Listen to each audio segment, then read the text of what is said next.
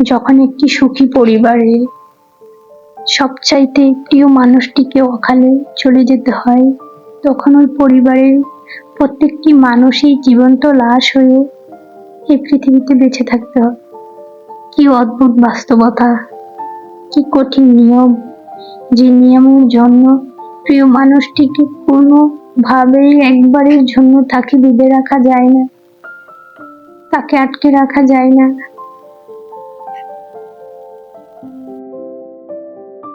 আসসালামু আলাইকুম, আমি বৃষ্টি। প্রিয় শহর, প্রাণের শহর ময়মনসিংহ থেকে বলছি। এক বুক কষ্ট, হাজারো স্মৃতি, হাজারো স্বপ্ন নিয়ে চলে আসলাম আমার প্রিয় চ্যানেল ঘরোয়া টুকিটাকিতে। জানি না কতটা এফোর্ট আপনাদের মাঝে দিতে পারবো, জানি না আমি আপনাদের মাঝে আপনাদের মন মতো উপস্থাপন করতে পারছি কিনা। কোনো ভুল ত্রুটি হলে অবশ্যই সবাই ক্ষমার দৃষ্টিতে দেখবেন।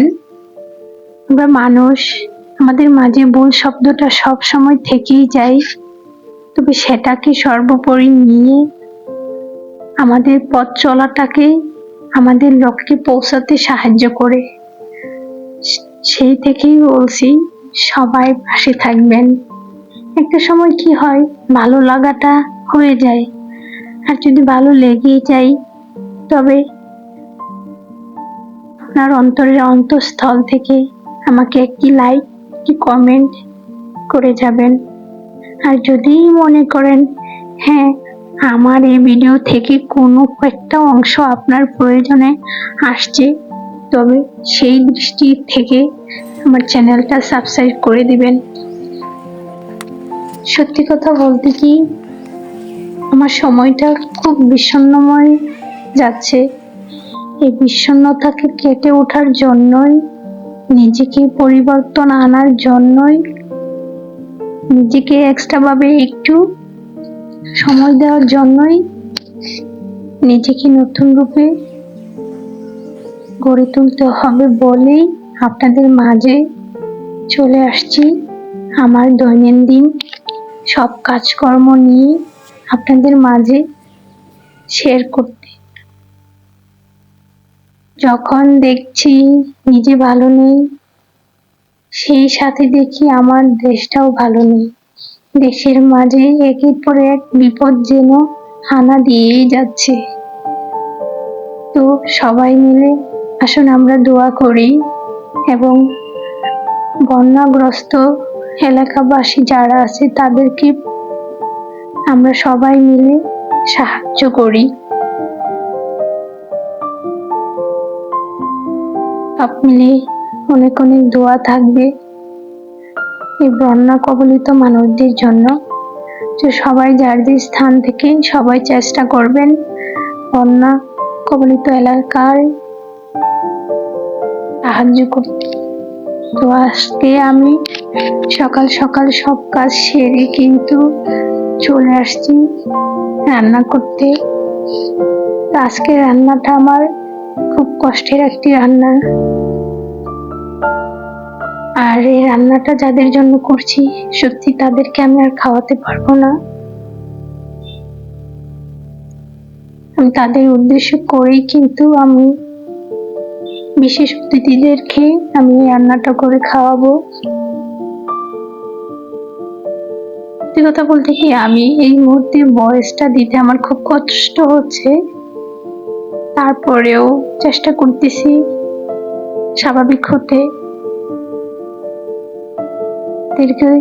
সবাইকেই একদিন চলে যেতে হবে, আর আমরা যারা পৃথিবীতে থাকি তাদেরকে সব ধরনের মোকাবেলা করে বেঁচে থাকতে হবে। আল্লাহর নিয়মের বাইরে তো আমরা কোনো কিছুই করতে পারবো না। যাই হোক, আমার কষ্টের কথা না হয় অন্যদিন বলবো। আজকে আমি যেহেতু রান্না করছি, সেই রান্নাটাই আপনাদের মাঝে শেয়ার করতে চাচ্ছি।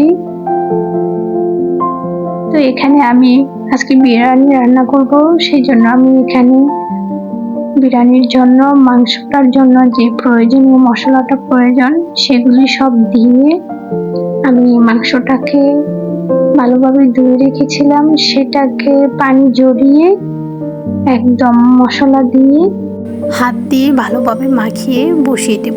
হঠাৎ করে রান্নাটা অ্যারেঞ্জ করেছিলাম, তো সেই জন্য আর বেশি সময় নিতে পারবো না, ঝটপট যেভাবে করা যায় সেভাবেই করতে চেষ্টা করব। যেহেতু আমি বাসায় একা, আর কোনো মানুষজন নেই বা আর কেউ থাকেও না, আমি সেই নিজের স্থান থেকে চেষ্টা করতেছি যাতে সময়টা কমের মাঝে যেন আমি তাড়াতাড়ি কাজটি করতে পারি। তো এখানে আমি সব মশলা দিয়ে দিয়েছি, প্রায় কিছু বাকি থাকবে সেটা আমি পরে দিব। তো কে কিভাবে রান্না করেন বা হয়তোবা এক এক অঞ্চলের রান্না এক এক রকম হয়ে থাকে, এক একজনের আঞ্চলিকতার রান্না এক এক রকম হতেই পারে। তো এটা নিয়ে সত্যি কেউ কোনো বাজে মন্তব্য করবেন না, কারণ হচ্ছে কি আমাদের এক একজনের কাজকর্ম এক এক রকম হয়, সেটাকে আপনার বা আমার ভালো নাই লাগতে পারে, তাই বলে কি বাজে মন্তব্য করতে হবে? কারণ আপনার একটা বাজে কথার জন্যই কিন্তু আমার পরিকল্পনা, আমার চিন্তাধারা, আমার কাজে বাধা হয়ে দাঁড়াতে পারে।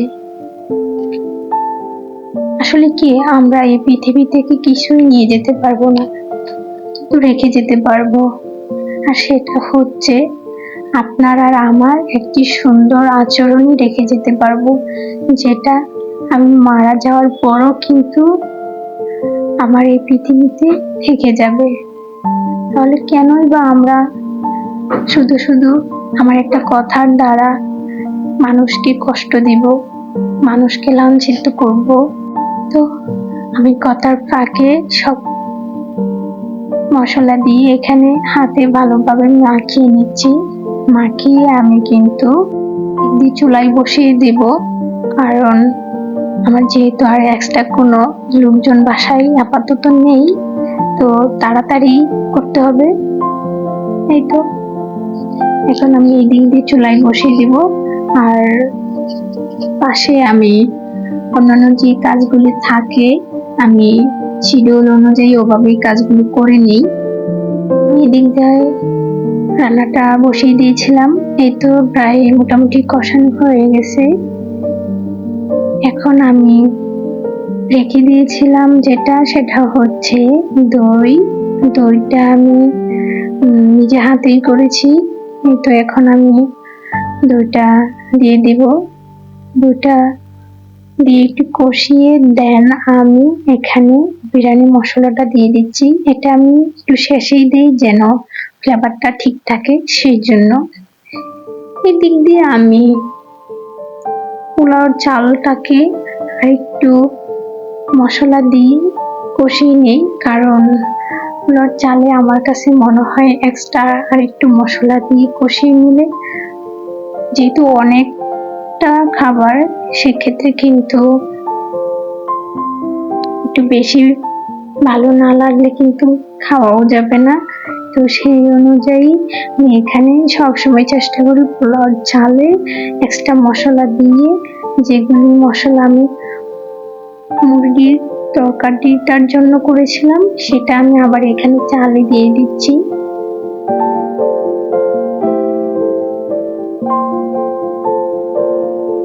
এখন আমি পোলাওটাকে নাড়িয়ে নিচ্ছি ভালোভাবে।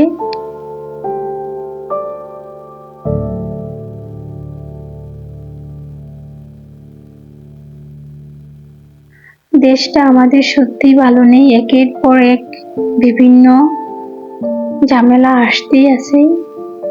ফেনীবাসীদের খুব খারাপ অবস্থা। সবাই চেষ্টা করবেন যার স্থান থেকে সাহায্য সহযোগিতা করতে, বিভিন্ন ভলান্টিয়ার টিম আছে তাদেরকে হেল্প করবেন আপনারা। আপনার এই আজকের যে কয়েক টাকা আপনি দান হিসেবে দিবেন সেটাই কিন্তু আপনার রয়ে যাবে। তো এই দিক দিয়ে আমি ছোলা চালটা একটু ভেজে পানি দিয়ে দিয়েছিলাম। যখন একটু পানিটা টান টান হয়ে যাবে সেই মুহূর্তেই আমি এখানে মুরগিটা অ্যাড করে দেব। তো এখানে আমি কষানো মুরগিটা উপরে দিয়ে দিচ্ছি এবং উপর থেকে নিচ থেকে উপর পর্যন্ত পোলার চালটা ভালোভাবে মুরগির সাথে মিশিয়ে নিব। যেহেতু এখানে অনেকটা পরিমাণের খাবার, সেজন্য একটু সাবধানতার সাথে সব দিক দিয়ে ঠিক মতো করতে হবে। উপরে আমি একটু ঘি দিয়ে দিচ্ছি, কারণ আমার পোলাওটা প্রায় হয়ে গিয়েছে। এই দিক দিয়ে আমি সালাদের জন্য শসাগুলো ভালোভাবে ধুয়ে কেটে নেব।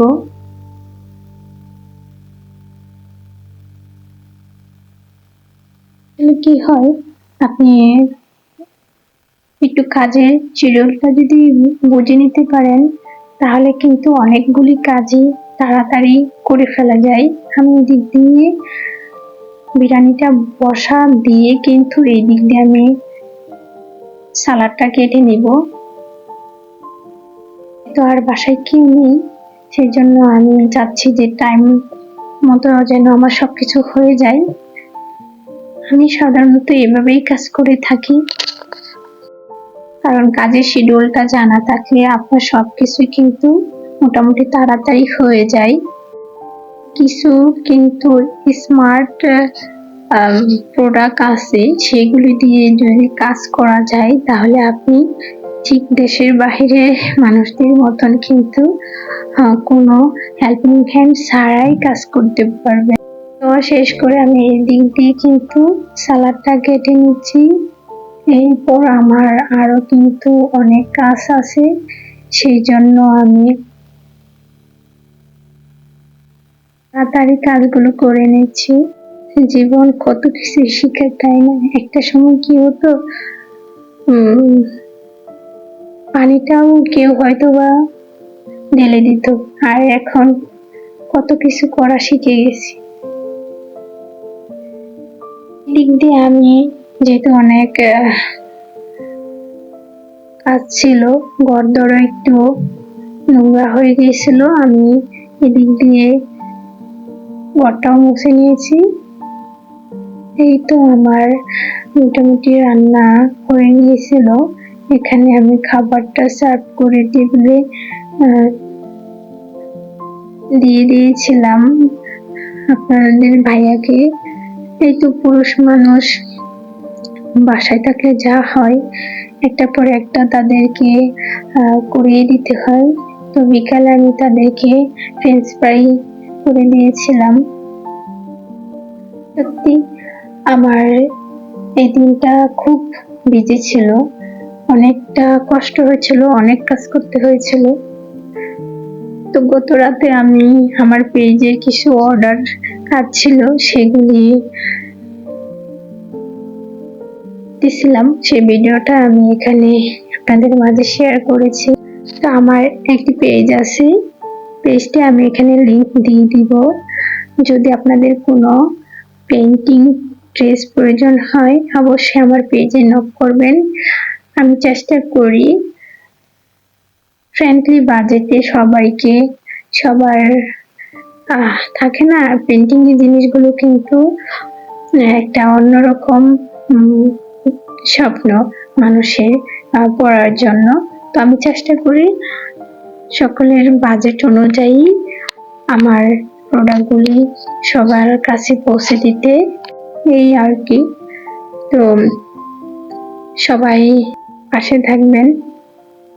এই তো রাতে আবার হচ্ছে আমার 4 কেজি দুধের ছানা হয়ে গেছিল, সেই ছানাটা দিয়ে কিন্তু আমি রসমালাই তৈরি করেছিলাম, সেটার একটা অংশ আপনাদের মাঝে শেয়ার করলাম। তো অবশ্যই সবাই ক্ষমার দৃষ্টিতে দেখবেন যদি আপনাদের কোনো অংশে মনে হয় ভুল হয়েছে। তো সবাই ভালো থাকবেন যার যে স্থান থেকে, আর আমার জন্য দোয়া করবেন যেন আমি সব ধরনের কষ্ট দূর করে যেন এগিয়ে যেতে পারি। তো সবাই ভালো থাকবেন, আল্লাহ হাফেজ।